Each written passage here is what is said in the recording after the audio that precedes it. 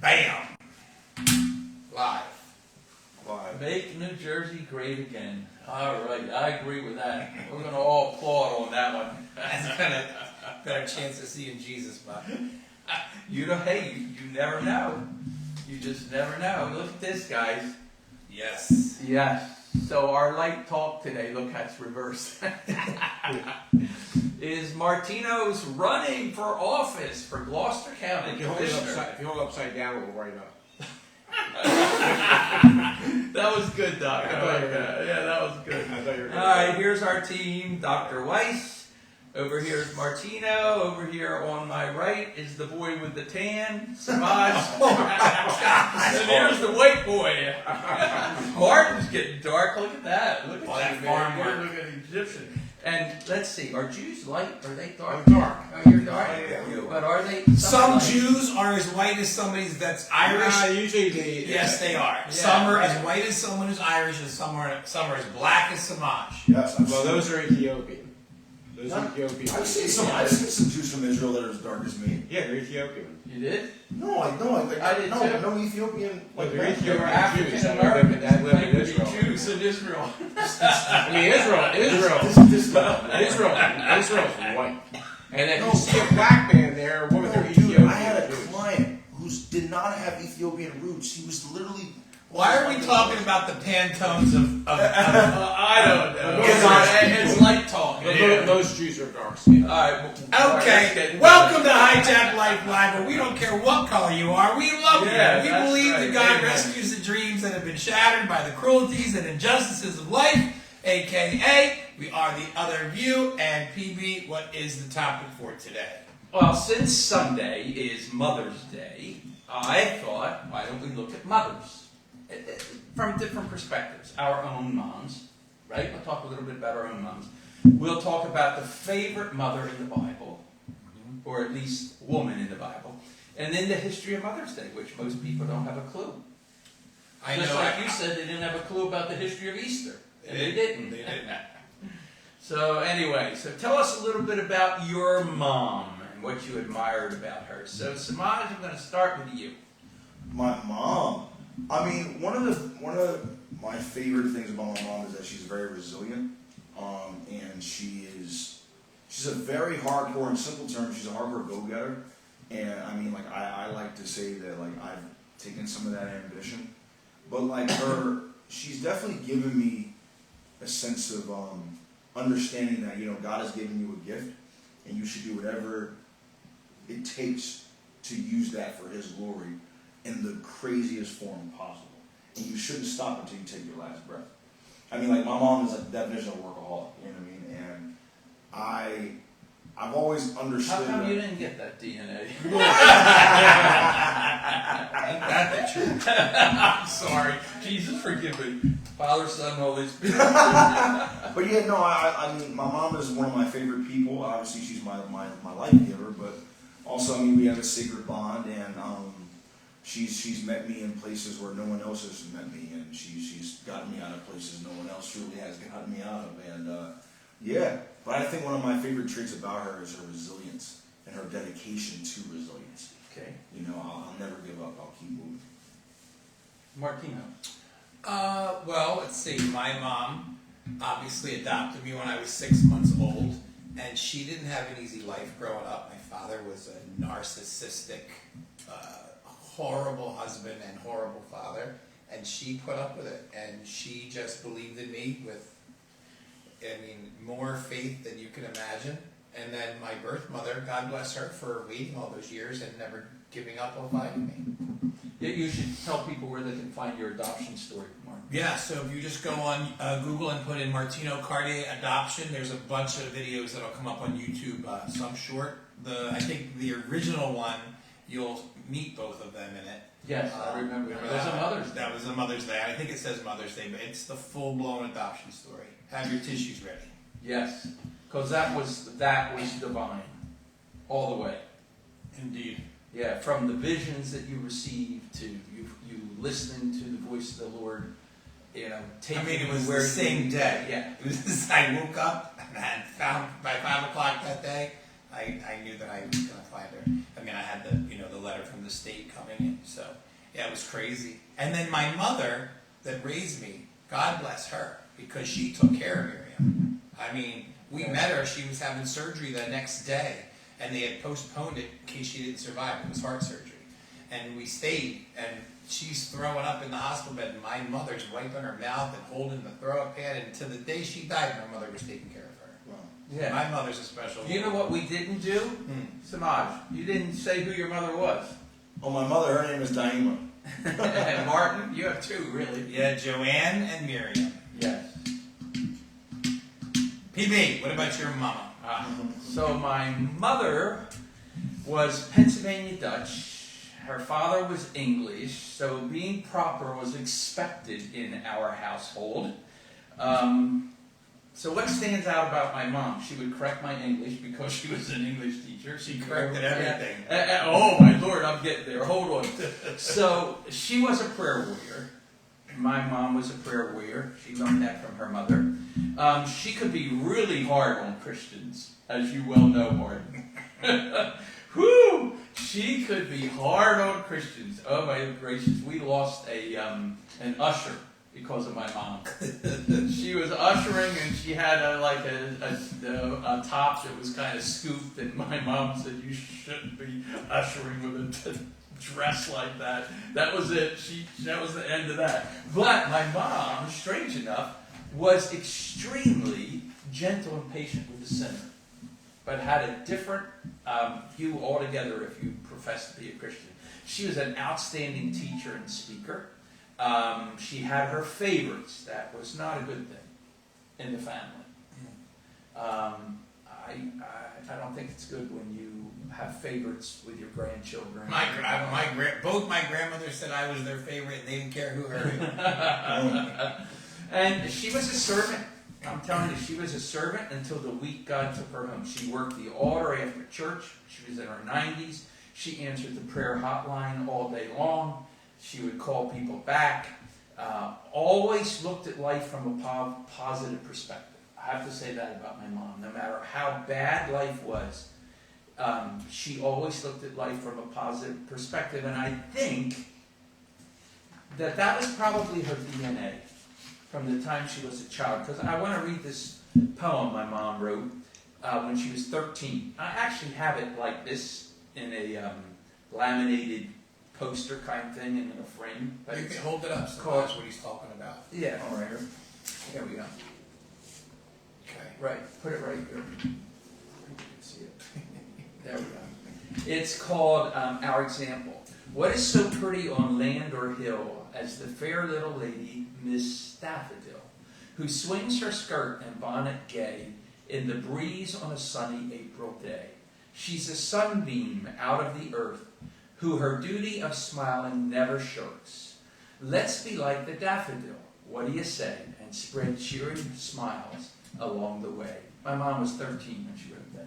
She wrote that in 1923. That's crazy. Yeah, and I have it framed. I'm having them framed, and people want to buy them. They're really reasonable. It's just a powerful little reminder about my dad. Why not, right? It's the gallery. You're selling gold filling in your tooth. That's the truth. I'd sell you if I got enough money for you. Oh my gosh. What This is is all right. What about Dr. White? What is Let's see. All right, me. I'd also give my life away. So my mom right now is 97 years old. Whoa! Oh, Mazel tov. Yeah, 97 years That's some old. DNA. And she's been living by herself, doing fine. She's one of three sisters. The oldest passed away a few years ago at 96, and her youngest sister is now 95. Wow. You're going to live to 200. Who knows? I know. Yeah, I'm gonna call you Moses. So Forget Dr. White. I'm gonna call you Moses. So my dad passed in 1984. He was only 57, and she's pretty much managed by herself ever since. She comes from a very conservative Jewish background. She's your typical Jewish biblical mother. She's not saved, though she hears the gospel from me every opportunity I get, every possible presentation, every spin, and she always says, "You've been brainwashed." She goes, It's "Oh, very- is Mike coming over today? Yeah. Lord have This mercy." is really typical older Jewish woman's response, Jewish response, been brainwashed. So every Mother's Day, she relishes being around her two great granddaughters, and for me, it's really a day I know may be my last chance to witness to her, and hope that at least I'll have one immediate family member up there present in God's eternal kingdom. So we'll see. I mean, she's doing well. She's healthy. For 97. What's your mom's name? Marilyn. Marilyn. That was my first secretary's name. She was Jewish too. She was Jewish too. Yeah. So I mean, it's, Brownstein. I remember. Brownstein. Yeah. So now when I talk to her about it, she's doesn't say I've been brainwashed. She just doesn't say anything. So I don't know if that's a mental block or she's. Wait, I'm going to tell you what. Your mom probably believes, but she'll never tell you. Well, that's the way a lot of them. That's right. You're right. No, Yeah, you're right. really. You're right. She's probably a believer. Hey, but listen, tell Mike. Bob Mintz sent me an email when we beat the township, and he quoted Matthew at the end of the email. I about died. It's hanging in my office. So, anyway, now we're going to pick one favorite female from the Bible. But I'm not picking one. I picked two. Sorry. Oh, goodness. So it's going to be quick. Go My ahead, Mark. first one is the Blessed Mother, which you probably I guessed. knew it. I said Martin's is going to be Mary. Yeah, Mary, the Blessed Mother, is by far my favorite female in the Bible, number one. Now, we're going to have to pick one. I'm picking two. It's my house, my rules. Two, Miriam, for sending Moses down the river. Think of the bravery of that. Wait, no. Miriam was his sister, Yeah. and she didn't send him. The mother sent him, Jochebed. Miriam addressed Pharaoh's daughter when Pharaoh found Moses in the basket. Whatever. So we'll get our It's theology. still Miriam, Moses' sister. Close. Yeah. It's close. She was there when they dumped him in the That river. is true. She So- was there when Pharaoh's daughter found him, too. That's She's what I the mean. one who said, guess what? I have a nurse for your... See, yeah. that's what I'm saying. So Miriam saves Moses. So Do you know it's the same name? What? Mary is taken from Miriam. yeah, I know. So you got Two Mary, Marys. Blessed Mother Miriam, Miriam, Moses' sister, and my birth mother Miriam. Powerful. That works. Yeah. That's how Joanne explained to me I was adopted. She used to talk about Moses going down the river to get a better life. And she said, "You're like Moses." And she would draw a map of Egypt, and that's what she did So when I was 5. they found you in a pond. Probably in a puddle. It was in New Jersey. They got it. Let's go to Samaj. Samaj, who's your favorite? It's your turn. No, you don't. I want you hadn't talked for a while. I love Deborah from Judges. Oh, I think Deborah is one of the most unsung heroes of the Bible. I especially love it when Barak comes to her, and she tells him like, "Hey, you got to get all these people for this army. You're going to fight people that have been threatening us. Let's do this." And he's like, "Okay, will you come with me?" And she's like, "Okay, yeah, sure. But I want you to know the credit's going to go to a woman, not to you." And like she makes that very clear from the beginning. But there's something powerful that she says at the end after her song. By the way, that woman's one of my favorites. Deborah. JL. Oh, yeah. The one that drove the one that spike. drove the neck Through the Sisera's kids, head, yeah. through the head, man. I get I'm surprised yours isn't a Sheba for being naked on a roof. Oh. Oh. Mine's Eve in the garden. Before she sinned. But I love what she says at the end of her song Oh, I get it all the in time. Judges 5. Jump all over me. She says, "Lord, may all your enemies die like Sisera, but may those who love you rise like the sun in all its power." And not like vengeance is the Lord's. You know what I mean? But I do want the Lord to make my enemies my footstool. Yeah, absolutely. I do. And I don't mean that in any kind of vindictive way, but I mean that if you're trying to obstruct what God is trying to do, I do want you to be put down. Well, listen, you read, I just finished the book of Zephaniah. It's pretty clear. I love what he says. He says God's judgment is displayed every day. And then it ends, yet the wicked have no shame. Which means even though God's glory and his sovereignty rules, the wicked still have no shame. I did my whole post around it today. But I love some of those Old Testament minor prophets, man. They're pretty amazing. Because In the midst of the gloom is this positivity, that this is the way it's going to end. Because it all goes hand in hand. That's why I'm saying, like, I know, like how Jesus says, love your enemies, love your neighbor. Like, and I fully reside with that. But at some point, you may have a neighbor that's deliberately being used by the enemy to obstruct what God is trying to do. And I feel like it's moments like that where you have to have a spirit of Deborah. It's like, I need you, Lord, to take away my enemy. Yeah. My favorite is Vashti. I don't know if it's pronounced Vashti or Vashti. I'm not sure. Medes and Persians, I don't know, it's the I and E. Vashti. It's Vashti. Yeah. She's my favorite. And it's because when I was a little kid, probably 10 or 11, we had a missionary who was black that came from either Nigeria or Africa. And he spoke on her. Nigeria isn't in Africa, PB. I know, No, but it's its own place, right? No, you said Nigeria or Africa. Oh, sorry. Ghana, whatever. I don't know my geography, but Africa's a continent filled with lots of countries. That's right. Ghana, one of them. I've been there a few times. But anyway, he was black, and he was a missionary.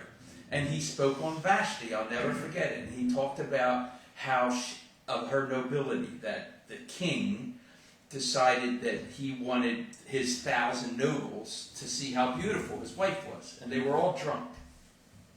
So he called her to parade her beauty in front of all these nobles That were drunk. And she wouldn't do it. So they excommunicated her. And he spoke about her character and her nobility, and in the midst of this, she refused to say no. But that's also the book of Esther, and it also is God's way of preserving the Jew. I mean, because she was dethroned, they were looking for the most beautiful virgin in the land, and they found Esther, and Esther saved the Jews. So it was all part of his plan. But she was a part of God's plan, and I always thought, you got to give that woman credit, man. She could have lost her head, and she still said no to the king and a bunch of drunken nobles. They could have thought she was beautiful just because they were drunk. Oh, I don't think so. I think I should draw a picture of her on the rooftop. Dr. Woods, who's your favorite woman from the Bible? All right, so my favorite is Tabitha. What is happening? That's from Acts 9. This is good stuff. Acts 9.